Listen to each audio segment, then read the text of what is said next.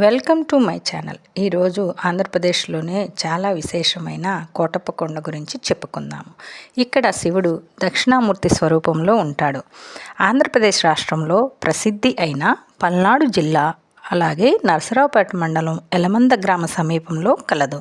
స్వర్గాధిపతి లోక అధినేతుడైన ఇంద్రుడు, వైకుంఠ అధినేత అయిన విష్ణువు, కైలాస అధినేత అయిన శివుడు, ఈ ముగ్గురు త్రికోటేశ్వర రూపంలో కొలువైన దివ్య సన్నది ఈ కోటప్పకొండ.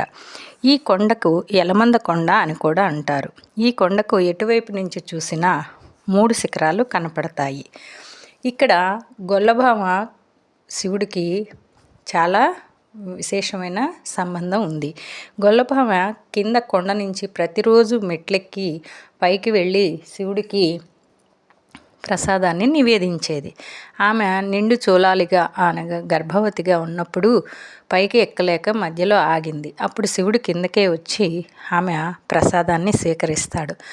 స్వామి, నేను పైకి రావడం ప్రతిరోజు నాకు కష్టంగా ఉంది, నువ్వు కిందకి దిగిరా అనే స్వామిని కోరగా శివుడు అలాగే నేను ప్రతిరోజు కిందకి వస్తాను, కానీ ఇప్పుడు నువ్వు వెనుదిరిగి చూడకుండా ముందుకి వెళ్ళిపో అని చెప్తాడు.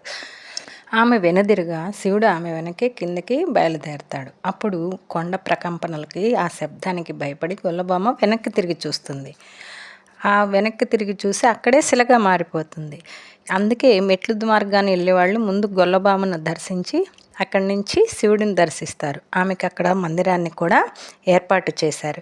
దక్షిణామూర్తి అవతారం కనుక పార్వతీదేవి ఆలయం ఉండదు ఇక్కడ. బస్సు మార్గాన అయితే నరసరావుపేట నుండి చిలకలూరుపేట నుండి బస్సు ద్వారా అక్కడికి చేరుకుని అక్కడి నుండి కొండ మీదకి ఆటోల్లో వెళ్ళవచ్చు. రైలు మార్గం ద్వారా అయినా ముందు గుంటూరు వచ్చి అక్కడి నుంచి నరసరావుపేట కానీ చిలకలూరుపేట కానీ చేరుకొని మాత్రమే ఇక్కడికి రాగలము. కొండపైన నిత్య అన్నదానం సత్రాలు ఉన్నాయి. అక్కడ ఉండాలంటే ఒక రోజు ఉండొచ్చు. ఇలా వనవిహారాలు ఉన్నాయి. పిల్లలు కానీ అలాగే ఆడుకోవడానికి ఎదురుగా ఇదే పార్క్ అండి. ఈ పార్కులో పిల్లలు ఆడుకోవచ్చు, కాసేపు ఇక్కడ ఎంజాయ్ చేయొచ్చు. ఆ వనవిహారంలో పక్షులు వాటిని మ్యూజియం లాగా పెడతారు, చూడొచ్చు. దాని వెనక్గా లోపలికి వెళ్ళొచ్చు. కొండలో కొంత ప్రాంతాన్ని తిరగవచ్చు.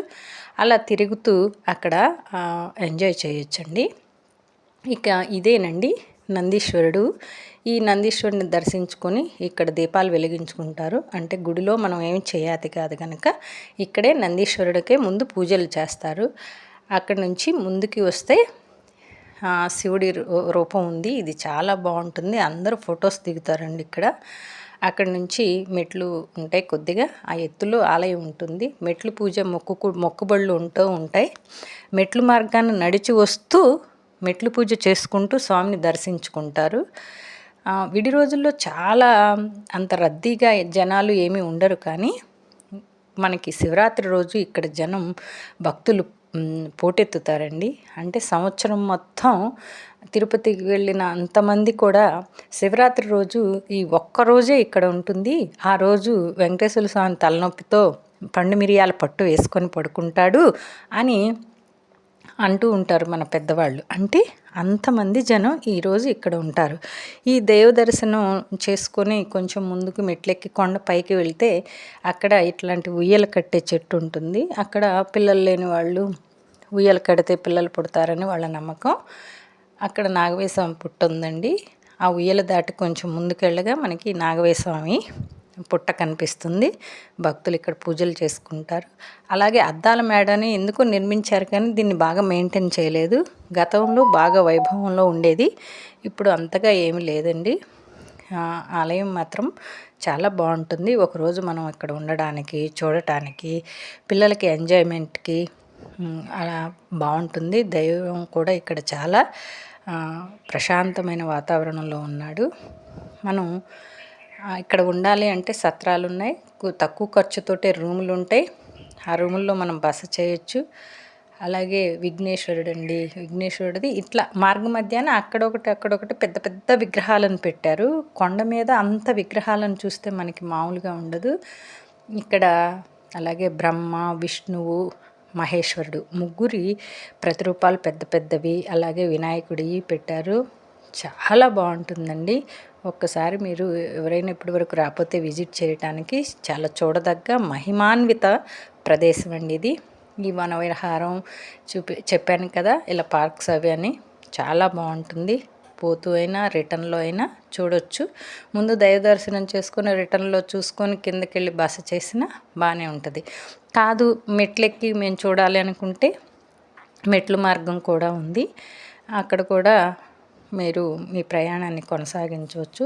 అలా మెట్లు ఎక్కలేని వాళ్ళు రోడ్డు మార్గాన రావచ్చు. గిరి ప్రదక్షిణలు కూడా చేస్తూ ఉంటారు. ఇక్కడ కూడా ఇది కూడా చూసారు కదా, కాటేజెస్ లాగా. అలాగే బ్రహ్మ ఇదేనండి మెయిన్ ద్వారం. ఈ ద్వారంలో నుంచి ఇప్పుడు బయటకు వస్తూ చూపిస్తున్నాను. ఇందాక లోపలికి వెళ్తూ చూసాం కదా, ఇలా బయటకు వచ్చిన తర్వాత ఇవన్నీ అన్నదాన సత్రాలేనండి. వీటిల్లో అన్నదానం జరుగుతుంది, రూమ్స్ ఉంటాయి. ఇక్కడ మనకి కమ్మాస్కి కమ్మసత్రం ఉంది, కాకతీయుల కాలం నాటి కమ్మసత్రం అని. ఇక అక్కడ ఉండొచ్చు. ఇలా ముందుకు వస్తే అసలు మెయిన్ ఇక్కడండి, ఇక్కడ ఆటోలు ఆగుతాయి. ఇటుకుండా ఈ మందిరంలో గుండా లోపలికి నడిచి వెళ్తే మెట్లుంటాయి. 1000కి పైగా మెట్లుంటాయండి. ఆ మెట్లు ఎక్కగలిగిన వాళ్ళు వెళ్ళి స్వామి దర్శనం చేసుకోవచ్చు. మీకు వీడియో నచ్చితే లైక్ చేసి షేర్ చేసి సబ్స్క్రైబ్ చేసుకోండి. ఇలాంటి మరిన్ని వీడియోలు మీ ముందుకు తీసుకురావడానికి నాకు ఉత్సాహంగా ఉంటుంది. ఈ కాటేజెస్ కింద ఉంటాయి, కావాలంటే ఇక్కడ కూడా బుక్ చేసుకొని ఉండవచ్చు. ఇక్కడ శివరాత్రి రోజు విశిష్టం ఉంది. అదేమిటో గుర్తొచ్చిందా? ప్రభలండి, పెద్ద పెద్ద ప్రభలు. ఈ ప్రభల్లో కావూరు ప్రభ చాలా విశిష్టమైనది. చాలా బాగుంటాయి, మీరే చూడండి.